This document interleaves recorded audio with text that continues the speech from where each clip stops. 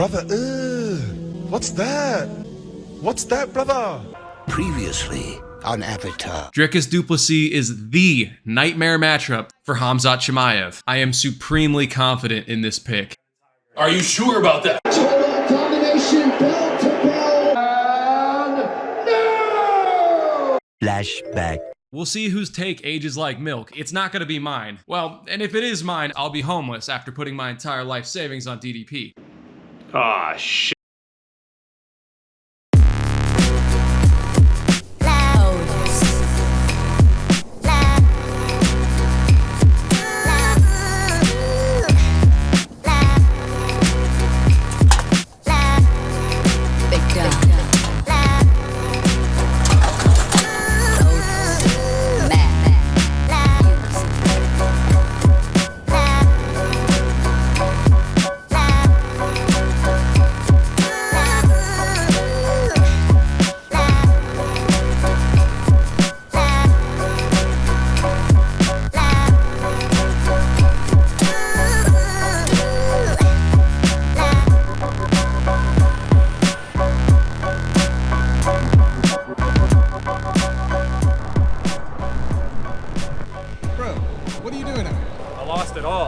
My entire life savings on DDP, and he didn't even win a round. And it gets worse. My boy Geoff Neal got slimed out by Prates. Wait, 5K is your entire life savings? Don't do that. Okay, it's not the time for that. Well, what are you gonna do, bro? Just give up on YouTube? Give up on gambling? Bro, what am I supposed to do? I'm getting flamed in the comments. And I'm out of money! So what, dude? So f***ing what? Dricus didn't give up after he got choked out in the regionals. And he didn't give up when he got knocked out by Lozej. You know what he did after that? He became world champ? That's right, motherfucker. He became world champ. Yeah, man. Yeah. You know what? You're right. You're right, bro. I'm not gonna give up. I know exactly what I have to do.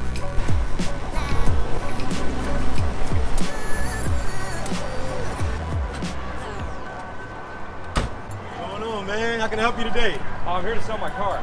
All right. What's up, boys? We're back under the bridge for the next pick. Unfortunately, Dricus got mauled at UFC 319. Alright, well, mauled might be a bit of an overstatement, but our boy got wet blanketed and he lost the fight fair and square, and unfortunately, I lost $5 grand. But don't y'all worry about me. Gambling and talking shit got me under this bridge, and it will be gambling and talking that shit that gets me out of it. Luckily, I was able to secure just enough money to finance one more bet to cover my losses from the DDP bet. And all it cost me was my Toyota Corolla. So I better get this one right, or this bridge is going to become a permanent filming location, and sleeping in the car is no longer an option. But before we get into this weekend's bet, I gotta pour one out for the DDP title reign. Man, I hope there's a round 2 to it, but I ain't holding my breath. Now, you're probably assuming I'm talking about a bet on this weekend's UFC card, but you are mistaken. That card is in China, and it's going to be on at like 5 a.m. Texas time. And I think y'all deserve to watch my meltdown or return to financial stability live. So, we will be betting on LFA 215 this Friday. Seeing as the last betting breakdown did not go so well, we're going purely off vibes with this pick. Flyweight title challenger and current +1... pick is flyweight title challenger Devon Lozej. This guy's a +155 underdog, and he won his last fight at LFA 200 by nasty liver kick. Not only was I there in person to watch this, I watched this man give an entire post-fight interview wearing pit vipers. If you're an OG subscriber of this YouTube channel, you know there ain't a clearer sign in the world for me to bet on than a fighter with bleached hair and pit vipers. So, that's the pick. We're unloading the clip on the LFA flyweight title fight. Now it's time to get the f*** out of here before the guy who actually lives in that tent gets back to his camp. All right, we're back at the lab. I know I'm a bit late, but I figured I'd give y'all a recap of UFC 319 and try my best to not crash out when talking about the title fight. So starting out with the main event, we got Khamzat Chimaev defeating Dricus du Plessis by unanimous decision. 50-44 is across all 3 judges' scorecards. Man, this was a rough watch for me. Not just because of my bet, but it was soul crushing to watch DDP get outclassed on the ground like that after everything I said in my previous video. I could not have been more wrong about how I predict fight would go, even if I had tried. Not only was I wrong with the pick, but one of my biggest points was that Khamzat couldn't manhandle Dricus. That DDP was too strong to get big brothered by Khamzat, and man, if that ain't exactly what happened. I mean, Khamzat literally big brothered Dricus. He fought DDP DDP like their mom was gonna be home later, and he didn't want to leave any visual evidence on his little brother's face of the whooping that went down while she was at the store. Bro, even the positive things I said about Chimaev were proven wrong. Like when I said, I think he's one of the most entertaining fighters in the entire UFC. And before anyone comments, oh, go watch kickboxing then, casual. Go watch Muay Thai if you don't enjoy grappling. First off, mate, I do watch and train Muay Thai. Yeah, I like striking. Sue me. Promotions like Karate Combat are sweet. And I've probably bought more kickboxing pay-per-views than most of y'all have bought UFC pay-per-views. Granted, that's probably more to do with the pricing difference than the difference in rule set. But don't come at me sideways in the comments saying I just hate grappling. Bro, I'm literally wearing a Money Moicano shirt, for fuck's sake. My favorite MMA fighter is Charles Oliveira. You know, that guy with the record for the most submissions in UFC history. I watch MMA in addition to these other combat sports because of the grappling, not despite it. We all love MMA because it's the closest any of these combat sports get to a real fight. That's why I'm so adamant the UFC needs to bring back soccer kicks. Hell, if the unified rule set of MMA that the UFC uses allowed for knees to downed opponents like it should, I reckon Khamzat could have KO'd Dricus on the ground at some point in this fight. I don't hate wrestling, dog. I hate lay and pray. Alright, 21 plus minutes of control time with a significant strike to strike ratio of 7% is not what I call entertaining. I would call that stalling. No one was calling Khamzat a boring wrestler when he was picking up and throwing around the leech. I mean, he's always saying smash, I kill everybody, smash. Do y'all remember where smash comes from? Habib. And what did Habib do to people? He actually smashed them. Habib is one of the best examples of a highly entertaining, heavy grappling style. Not only did he finish every single title defense he had, he also used to talk shit to his opponent while beating them up. I hated seeing him do my boy Michael Johnson like that, but you gotta admit, even as an MJ fan, that was highly entertaining.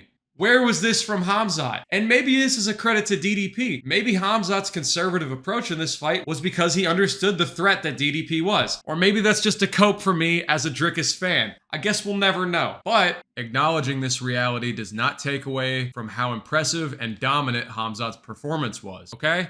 Some of the worst fights in the history of the company have been exclusively striking. Not every battle between strikers is exciting either, but at least Izzy stands can admit the Yoel fight was boring as hell. This whole notion that if you find grappling boring in any context, you must just be a casual and you just don't get it. It's f***ing brain dead. Unless you have a wrestling background, this was not fun to watch. No one is going to be going back to rewatch this bout on Fight Pass. Just imagine if this same fight played out between two randos on the prelims and you didn't have any money on it. Would anyone be pretending this was an entertaining fight? No. I mean, the closest we got to a highlight that could actually be used in a UFC fight promo was from DDP in round 5.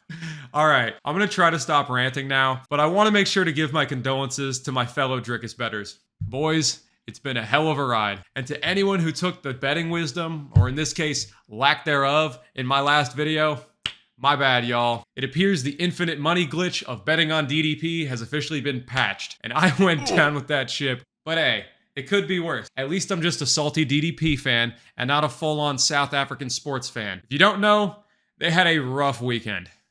Hi guys, I just wanted to say that I don't really like sport. Yeah.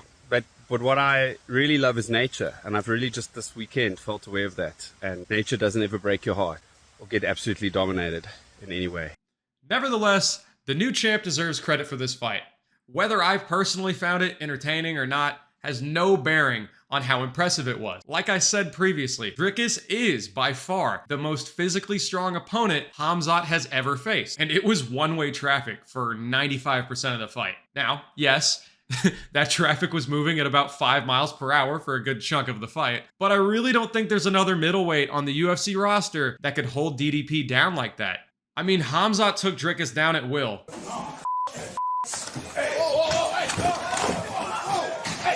And the fact that he got him in the crucifix multiple times just shows the disparity in wrestling skill between these two fighters. Khamzat proved all of the people doubting his ability to maintain his gas tank wrong, and that includes me. Had Khamzat gone for the finish and not gotten it, maybe tired himself out, everyone would be criticizing his game planning right now. Every time you posture up to land more damaging shots or hunt for that submission, you're creating openings for your opponent to potentially get back up. Khamzat's conservative grappling approach is certainly part of why DDP had so little success getting out from under him. And at the end of the day, it is on Dricus to get back to his feet or win in the grappling. Unfortunately for the Chi-Town fans in attendance that night, Khamzat has no obligation to recklessly chase a finish. Prime Dricus du Plessis is a massive name to have on the resume, and Khamzat is now the only man to beat Dricus in the UFC. I can't really fault Khamzat for approaching the fight this way. Now, I do hate lay and pray fighting with a passion, but at the end of the day, Chimaev did what he had to do to win the belt and achieve a dream that he's been chasing his entire life. So respect to Boers, and congrats to the new champ.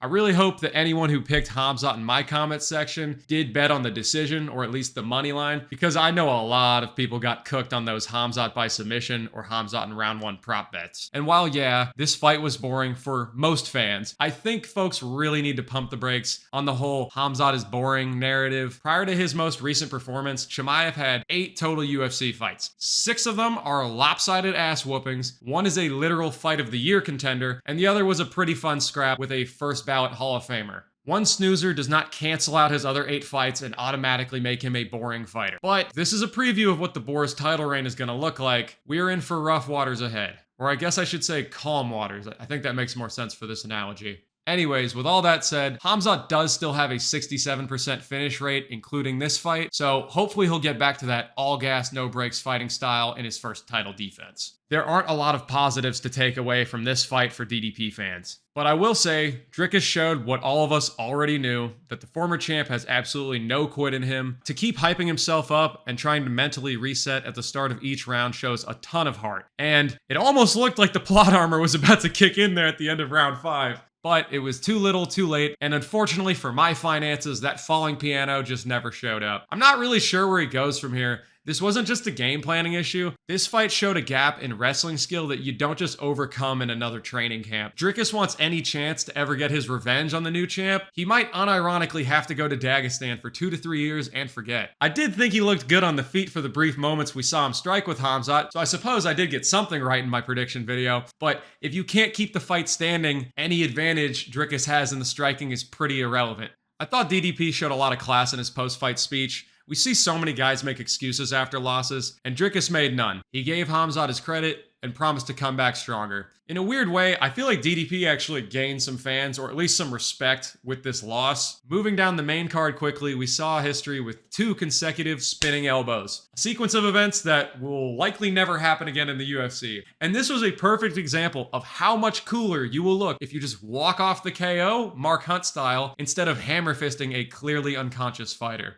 But hey man, hats off to Lerone Murphy. He stepped up in the biggest spot of his life and delivered a highlight finish. The last 2 fights of the card are kind of funny in a way. In the main event, the undefeated fighter with a massive fan base known for high-paced, entertaining fights had his first snooze fest. And in the co-main, the undefeated fighter with very little hype that many once called boring managed to sleep his opponent in the first round. I really hope Murphy gets his kudos for this fight. I feel like every time a big name from outside the UFC comes over, whoever they debut against is kind of in a shitty situation. If they lose to the new guy, they get cast aside and the new guy jumps way up the UFC rankings. But if the UFC vet wins the fight, well, the new guy was just never UFC material and he wasn't any good anyways. Based on how long Pico was actually out for, it might be a while before we see him back in the octagon. So we won't really know where he falls in this featherweight division for a good bit. This title fight was one of the biggest fights of the year, and Lerone really capitalized on the opportunity. So we may finally see him get his title shot. Now on to the other spinning back elbow. Boys, I am torn on this one. Carlos Prates has quickly become one of my favorite fighters to watch. If you couldn't tell from the Yokkao shirt I was wearing earlier in this video, I do have a strong pro Muay Thai bias. And this guy mixes my favorite martial art into MMA beautifully. I mean, the man literally has Muay Thai tattooed across the chest and rips darts the day of the fight. What's not to love? With that said, I am also a huge fan of the fighter on the receiving end of this elbow. You know, I've spent a good chunk of my life here in Dallas, and Geoff Neal reps Texas. He fights out of Dallas. Geoff Neal always puts on fun scraps, and I feel like all of us fans had the same feeling watching that finish. First, the holy shit moment, and then the immediate Damn, why couldn't this have been Ian Gary? Okay, MVP versus Jared Cannonier. Man, for a second there, I thought we were gonna see it. I really thought we were. A 1-to-1 remake of the Brunson finish, but Jared couldn't quite land the elbows like he needed to. It's actually crazy how fast MVP is at 38 years old, and it's even more apparent at middleweight. I do hope his next fight is back at 170. For how good he looked against the even older 41-year-old Jared Cannonier, I think he would really struggle against the grapplers in this division. I saw him calling for a quick turnaround against Prates in Brazil, and I think that's a badass matchup. While Muay Thai is definitely my favorite martial art, it is not my first martial art, as I was a karate kid way back in the day, which in all fairness may play a factor into why I did not enjoy that main event. Anyways, I'd love to see these two styles clash in the UFC octagon, karate versus Muay Thai. Please book this fight. And finally, the fight that kicked off the main card, we had the crafty vet Tim Elliot submitting Kai Asakura, proving grappling can in fact be fun when you actually pursue a finish. You love to see it happen for Tim Elliot. This guy is a 21-fight UFC veteran now, on a 2-fight win streak against guys who are nearly a decade younger than him. And if you know Tim's story, how can you not be happy for this guy? I would also like to take this opportunity to point out that Tim Elliot was number 9, I think? Yeah, okay. Number 9 in Demetrius Johnson's 11 title defense title reign way back in 2016. And these recent victories at age 38 just go to show DJ does not get enough credit for these wins. On the flip side, you have Kai Asakura, who has now lost both of his UFC fights by submission and caused the homie Anarchy MMA to have a hour-long vodka-fueled bilingual crash out on behalf of the JMMA fan base. So Anarchy,